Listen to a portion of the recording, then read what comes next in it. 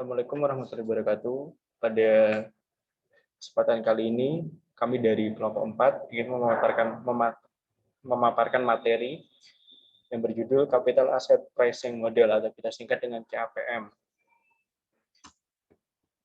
Lalu anggota kelompok kami sendiri ada saya, Fandi Wijaksana dengan NPM 08, lalu ada Esta Lewardini dengan NPM 09, Kalvia Lagaprisi dengan NPM 011, dan Irma Sadi Fitriani dengan NPM 017. Langsung saja, untuk mempersingkat waktu, yang pertama akan saya bacakan terlebih dahulu.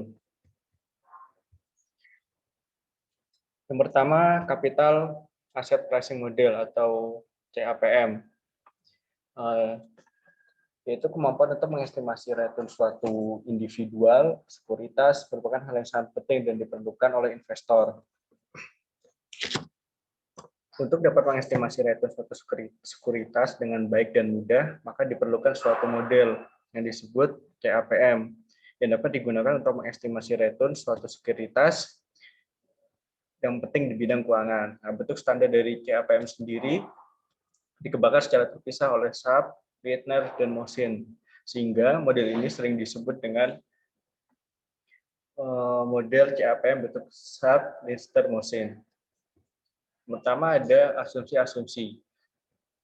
Asumsi-asumsi yang digunakan di model CAPM yaitu pertama ada semua investor mempunyai cakrawala waktu suatu periode yang sama. Investor memaksimumkan kekayaannya dengan memaksimumkan selisih harapan dalam satu periode waktu yang sama. Semua investor melakukan pengambilan keputusan investasi berdasarkan pertimbangan antara return ekspektasian dan defisit standar return dari portofolionya. Yang ketiga ada semua investor mempunyai harapan yang seragam terhadap faktor-faktor input yang digunakan untuk keputusan portofolio. Yang keempat, ada semua investor dapat meminjamkan sejumlah dananya atau meminjam sejumlah dana dengan jumlah tidak terbatas pada tingkat suku bunga bebas risiko. Yang kelima, penjualan pendek diizinkan, investor individual dapat menjual pendek beberapa bulan dikehendaki. Yang keenam, semua aktivitas dapat dipecah-pecah menjadi bagian yang lebih kecil.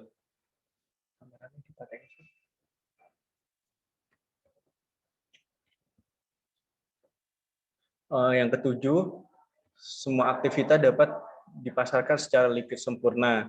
Yang ke-8, tidak ada biaya transaksi, penjualan atau pembelian aktiva, tidak dikenai biaya transaksi. Yang 9, tidak ada inflasi. Dan yang ke-10, tidak ada pajak pendapatan pribadi. Karena tidak ada pajak pribadi, maka investor mempunyai pilihan sama untuk mendapatkan dividen atau capital gain. Yang ke-11, investor adalah penerima harga. Yang ke-12 adalah pasar modal kondisi equilibrium. Apa sih equilibrium sendiri? Equilibrium pasar modal sendiri adalah jika terjadi harga-harga dari aktiva berada di suatu tingkat dan tidak dapat memberikan insentif lagi untuk melakukan perdagangan spekulatif. Jones 1995. Nah, implikasinya adalah semua investor akan memilih portofolio pasar, yaitu portofolio yang berisi dengan semua aktiva yang ada di pasar. Dan yang kedua ada portofolio pasar ini merupakan portofolio aktiva beresiko yang optimal, yaitu yang berada di efisien frontier menurut Markowitz. Selanjutnya ada portofolio pasar. Portofolio pasar adalah portofolio yang berdiri dengan semua aktivitas yang ada di pasar. Nah, pada bab sebelumnya itu sudah dibahas tentang efisiensi set yang digambarkan di bidang dengan sumbu horizontal berupa deviasi standar dari portofolio dan sumbu vertikal berupa return ekspektasian portofolio. Nah, portofolio efisien set ini menunjukkan portofolio efisien yang mempertimbangkan trade-off antara return ekspektasian dan risiko. Nah, dari gambar sini terlihat bahwa portofolio pasar telah di kurva efisien set A, B. Untuk menentukan letak portofolio pasar ini, perlu dikombinasikan antara aktif-aktif beresiko di portofolio dan aktivitas bebas risiko. Lalu ada garis pasar modal. Garis pasar modal adalah garis yang menunjukkan semua kemungkinan kombinasi portofolio efisien yang terdiri dari aktif beresiko dan aktiva bebas beresiko. Nah, sini garis pasar modal menunjukkan semua kemungkinan kombinasi portofolio efisien yang terdiri dari aktiva beresiko dan bebas beresiko. Nah, jika portofolio pasar hanya berisi aktiva tidak berisiko, maka risikonya akan sama dengan 0 dan return ekspektasinya sama dengan RBR. Jika portofolio ini terdiri dari semua aktiva yang ada, maka risikonya sebesar deviasinya dengan return ekspektasinya sebesar ERM. Return ekspektasi untuk portofolio dengan aktiva berisiko yaitu ERM lebih besar dibandingkan dengan return ekspektasi untuk portofolio dengan aktiva tidak berisiko.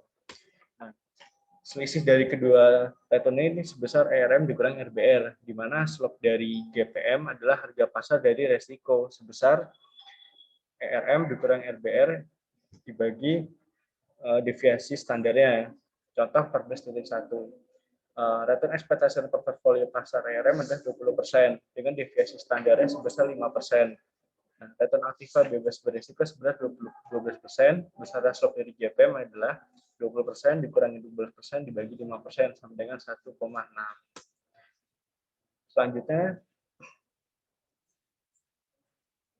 Selanjutnya akan dibaca oleh Mbak Esti. Silakan, Mbak.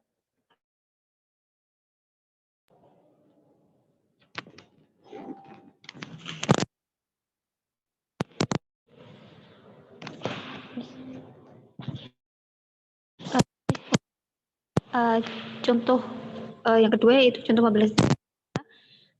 Itu diketahui bahwa slope dari GPM adalah 1,6 dan risiko portofolio pasarnya adalah 5%. Nah, dengan menggunakan rumus dengan rumus maka tambahan return ekspektasian portofolio pasar relatif terhadap return aktiva bebas risiko adalah sebesar 1,6 dikali dengan 5% yaitu sama dengan 8%. Nah, jika return aktiva bebas risiko adalah sebesar 12%, maka return ekspektasian portofolio pasar yang diminta adalah sebesar 12% ditambah dengan 8%, yaitu sebesar 20%. Nah, bila rumus slope GPM disubstitusikan ke dalam rumus kedua, maka akan menjadi sebagai berikut. Nah, tambahan return ekspektasian portofolio pasar itu menjadi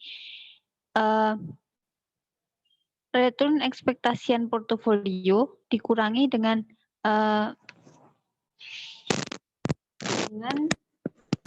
return aktiva bebas risiko, kemudian dikali dengan deviasi standarnya dibagi dengan deviasi standar. Nah, beberapa hal yang perlu diperhatikan untuk GPM adalah sebagai berikut, yaitu yang pertama, garis pasar modal hanya terdiri dari portofolio efisien yang berisi dengan bebas risiko, portofolio pasar M atau portofolio kombinasi dari keduanya. Nah, yang kedua yaitu karena asumsi equilibrium pasar, GPM harus mempunyai slope positif meningkat, atau dengan kata lain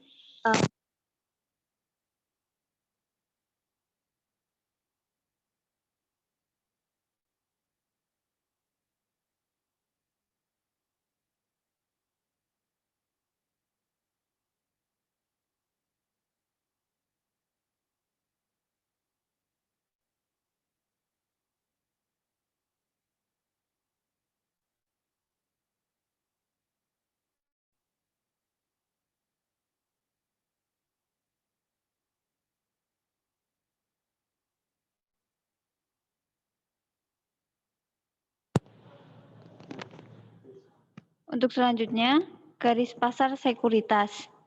Nah, untuk garis pasar modal atau GPM itu menggambarkan trade-off antara risiko dan return ekspektasian untuk portofolio efisien, tetapi bukan untuk sekuritas individual. Nah, garis lain yang menunjukkan trade-off antara risiko dan return ekspektasian untuk sekuritas individual disebut dengan garis pasar sekuritas atau GPS atau Security Market Line atau SML. Nah, garis pasar sekuritas atau GPS merupakan penggambaran secara grafis dari model CAPM. Nah, berikut adalah persamaan GPS untuk sekuritas pertama dengan rumus ERI sama dengan RBR ditambah beta I dikali dengan ERM. dikurangi dengan RBR. Next. Nah, untuk contohnya yaitu return aktiva bebas risiko adalah sebesar 12%. Nah, return portofolio pasar adalah sebesar 15%.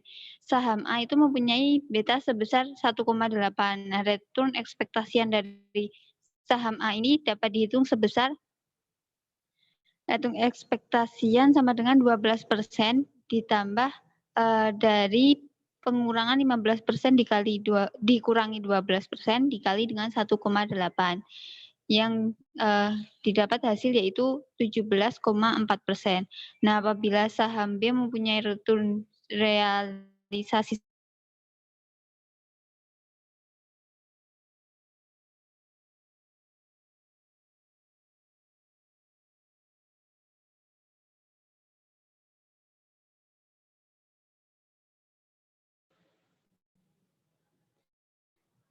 untuk materi selanjutnya akan dijelaskan oleh Mbak Kalvia.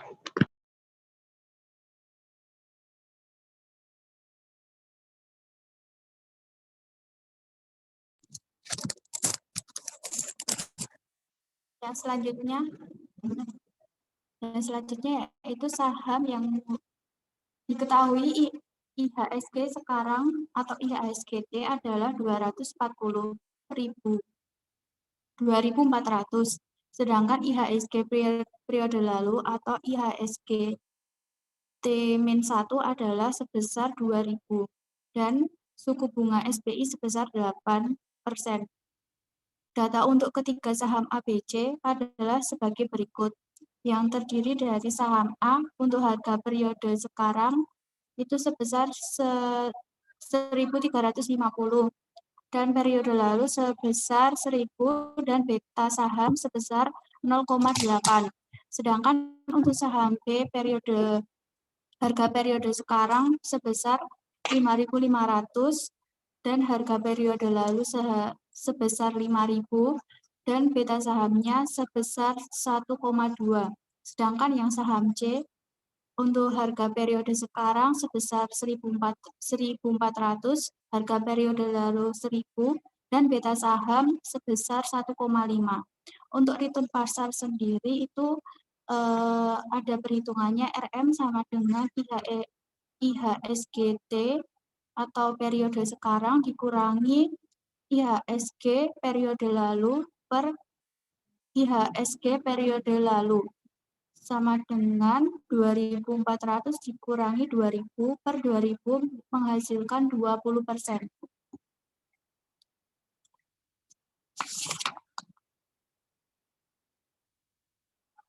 Untuk return realisasinya yaitu ada RA sama dengan 1.350 dikurangi 1.000 per 1.000 menghasilkan 35%.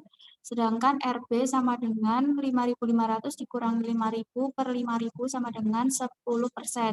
Untuk RC yaitu 1.400 dikurangi 1.000 sama dengan 1.000 sama dengan 40%. Untuk return ekspektasian yang dihitung dengan JPAM itu ada ERA sen dan ditambah 0,8 dan dikali dengan 20% per dikurangi 8% yang menghasilkan 17,6%. Untuk ERB sama dengan 8% ditambah 1,2 dalam kurung 20% dikurangi 8% sama dengan 22,4%. Sedangkan yang ERC sama dengan 8% ditambah 1,5 dalam kurung 20% dikurangi 8% sama dengan 2,0%. Dari hasil ini dapat diketahui bahwa saham A under value atau murah karena return realisasinya 35%, lebih besar dari yang diharapkan sebesar 17,6%. Saham B over value atau mahal karena return realisasinya 10%, lebih kecil dari yang diharapkan sebesar 2,4%. Sedangkan untuk saham C under value atau murah karena return realisasinya 40%, lebih besar dari yang diharapkan sebesar 26%. Jika digambarkan, letak dari kinerja ketiga saham itu Bapak yang ada di layar. Grafiknya seperti begitu. Yang ada CPAM.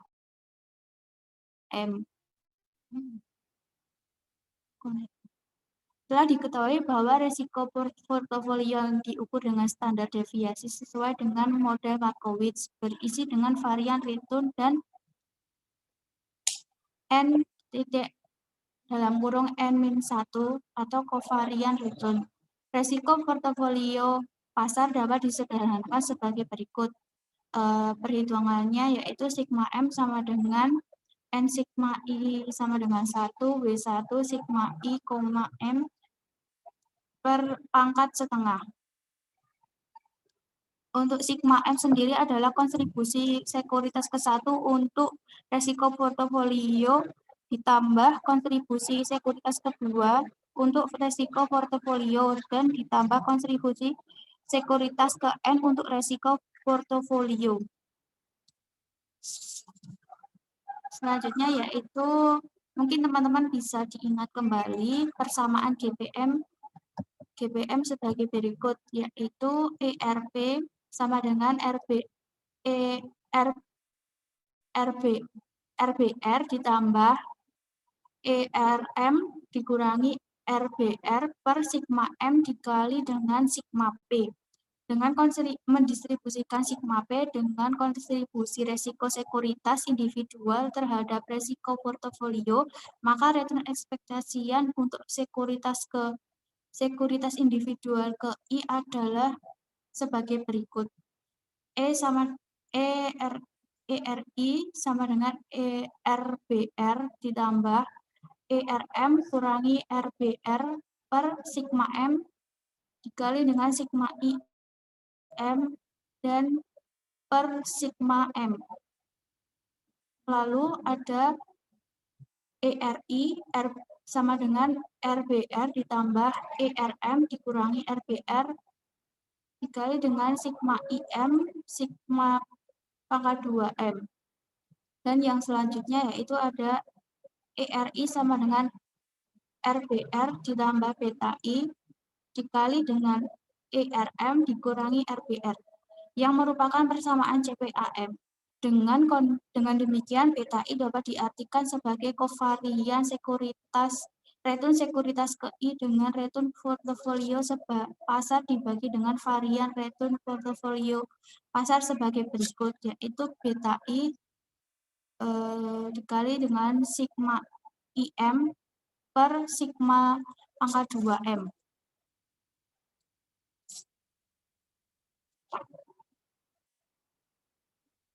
Cara lain penjabaran CAPM. Resiko portofolio pasar yang diukur dari deviasi standarnya dapat dinyatakan sebagai berikut. Sigma M sama dengan N sigma I sama dengan 1, N per sigma N sigma J sama dengan 1, W1, WI, WJ, sigma I, J per setengah.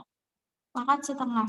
Perubahan resiko portofolio pasar akibat proporsi suatu sekuritas dapat dihitung dari turunan pertama total resiko portofolio pasar terhadap proporsi ke sekuritas ke I sebagai berikut. Di bawah itu ada contoh perhitungannya. Selanjutnya yaitu ada pengujian empiris terhadap CAPM. Model dari CAPM sebagai berikut. ERI sama dengan RBR ditambah beta I dikali dengan ERM dikurangi RBR. Merupakan model untuk return ekspektasian. Model ini tidak dapat diuji karena ekspektasian adalah nilai yang belum terjadi, yang belum dapat diobservasi. Yang dapat diobservasi sehingga dapat diuji adalah nilai yang sudah terjadi atau nilai historis atau expose. Oleh karena itu, supaya model CAPM ini dapat diuji, maka harus diubah menjadi model expose sebagai berikut. RIT sama dengan RBR, T ditambah beta I dikali dengan RMT dikurangi dengan RBRT ditambah dengan EIT. Untuk grafiknya sendiri itu, adapun perbedaan penting lain antara model ekspektasian dan model ekspos adalah sebagai berikut. Model ekspektasian merupakan model teoritis. Sebagai model teoritis, slope dari garis pasar sekuritas atau GPS harus bernilai positif karena secara teoritis hubungan antara risiko dan return ekspektasian adalah positif dan hubungan ini diwakili oleh slope ini. Sebaliknya, model ekspos merupakan model empiris. Secara empiris, slope dari garis pasar modal dapat bernilai 0 atau negatif. Jika CPAM secara empiris akan diuji, umumnya model ini dinyatakan sebagai berikut. Teman-teman bisa dilihat untuk rumus perhitungannya seperti begitu. Untuk notasinya sendiri dengan rumus seperti itu.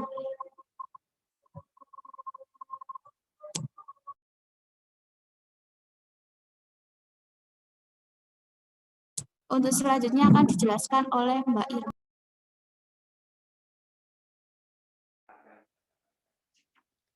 Materi selanjutnya yaitu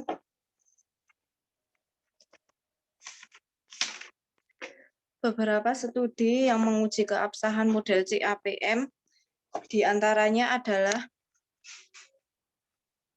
Wright dan Bloom 1970, Black, Jensen, dan Scholes 1972, Bloom dan Freund 1972, Fama dan Matsbach 1972, Basu 1977, Litzenberger dan Ramaswamy 1979, dan Gibbons 1982.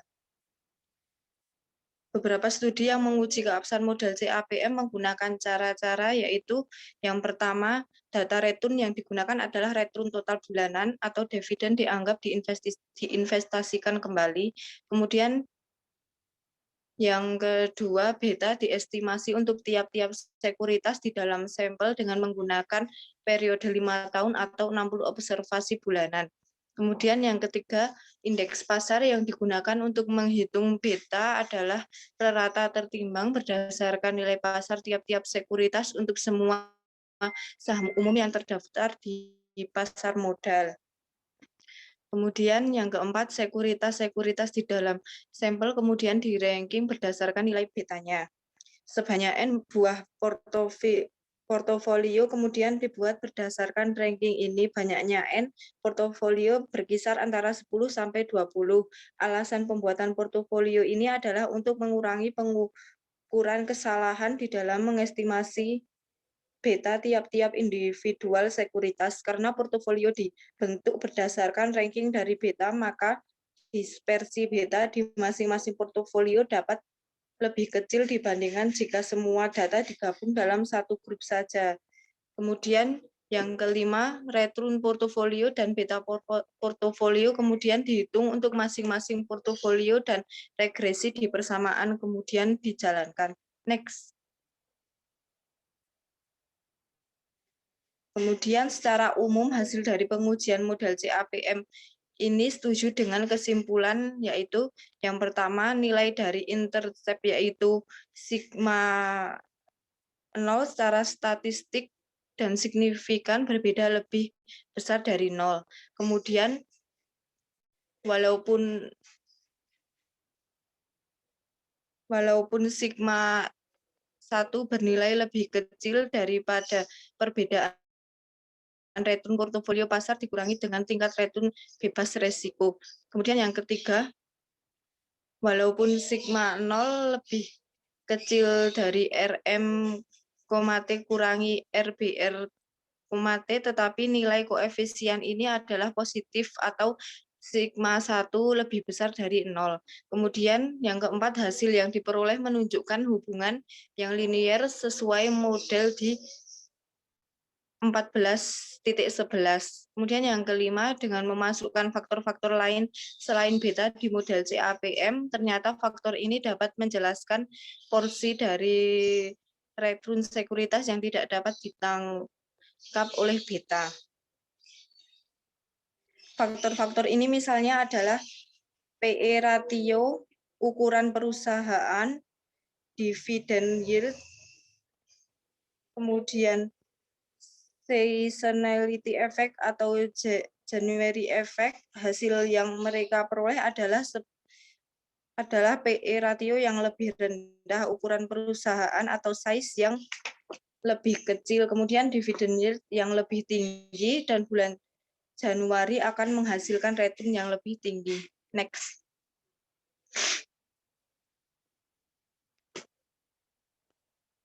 Next, Mas. Alternatif penjabaran CAPM. Next. Bisa dilihat CAPM dapat juga dijabarkan dengan mencari komposisi portofolio yang memaksimumkan slope garis lurus yang menghubungkan titik tingkat return bebas risiko di sumbu tegak dengan portofolio itu sendiri. Slope ini nilainya adalah sebesar return ekspektasian portofolio dikurangi dengan return aktiva bebas risiko, dan semuanya dibagi dengan deviasi standar return dari portofolio. Untuk slope dari GPM ini tampak di gambar tersebut sebagai berikut. Bisa dilihat dalam layar. Next.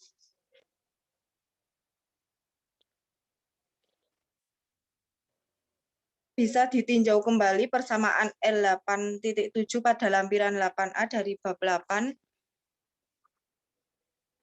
Rumusnya N sigma J sama dengan 1 WJ dikali sigma KJ sama dengan ERK dikurangi RBR, maka menjadi Y dikali W1 dikali sigma K, 1 ditambah W2 dikali sigma K, 2 ditambah WN dikali sigma K, N. Ingat kembali bahwa sigma K, 1 merupakan kovarian return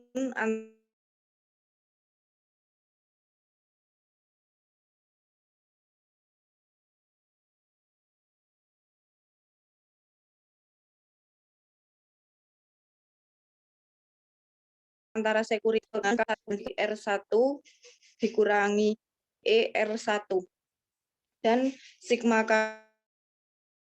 K2 sama dengan E dikurangi E kali RK, kemudian dikali R2 dikurangi E kali R2. Kemudian sigma K ke N sama dengan E dikali RK dikurangi E dikali RK, kemudian dikali RN dikurangi E kali RN. Bisa disubstitusikan ke persamaan L14, maka bisa didapat menjadi Y sama dengan W1 dikali E dikali RK dikurangi E dikali RK, kemudian dikali R1 dikurangi ER1 ditambah W2 dikali ERK dikurangi E dikali RK, kemudian dikali R2 dikurangi E dikali R2 ditambah WN dikali ERK kurangi E dikali RK, kemudian dikali RN dikurangi E dikali RN, kemudian sama dengan E dikali RK dikurangi RBR. Next.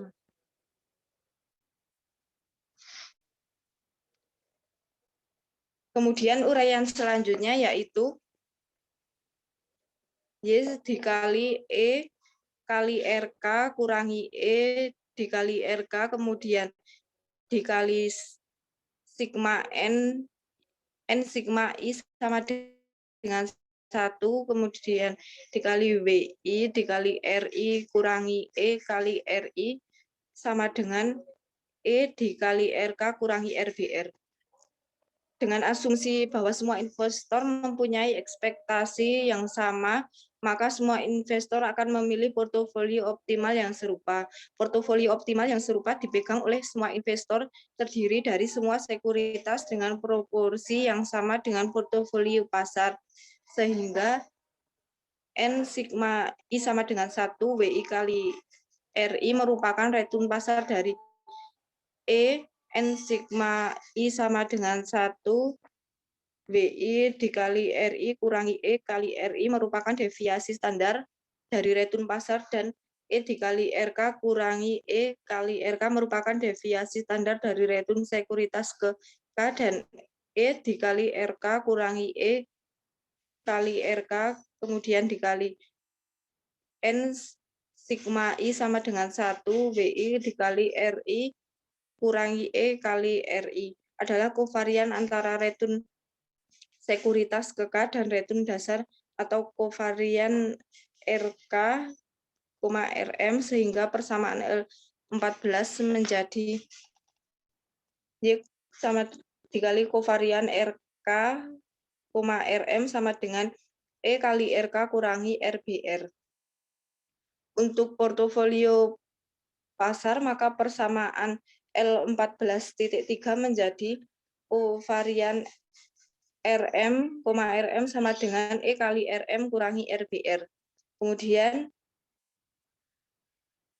sigma M pangkat 2 sama dengan E kali RM kurangi RBR. Next.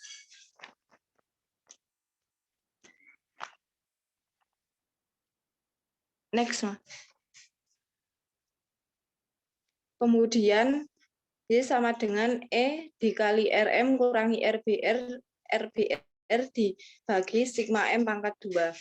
Kemudian nilai ini disubstitusikan kembali ke persamaan L14.3, maka didapat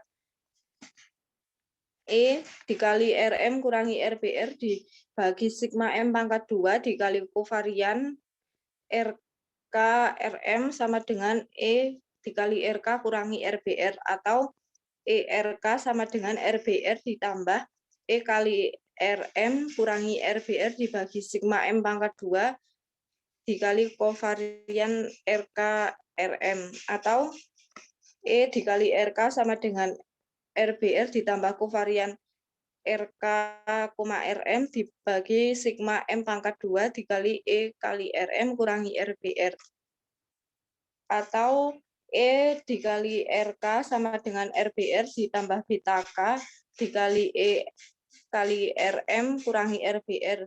Dan persamaan ini adalah persamaan model CAPM seperti yang ada di 14.5. Next. Sekian presentasi dari kami. Apabila ada kekurangan dan kelebihan dalam penyajian materi, kami mohon maaf. Wassalamualaikum warahmatullahi wabarakatuh.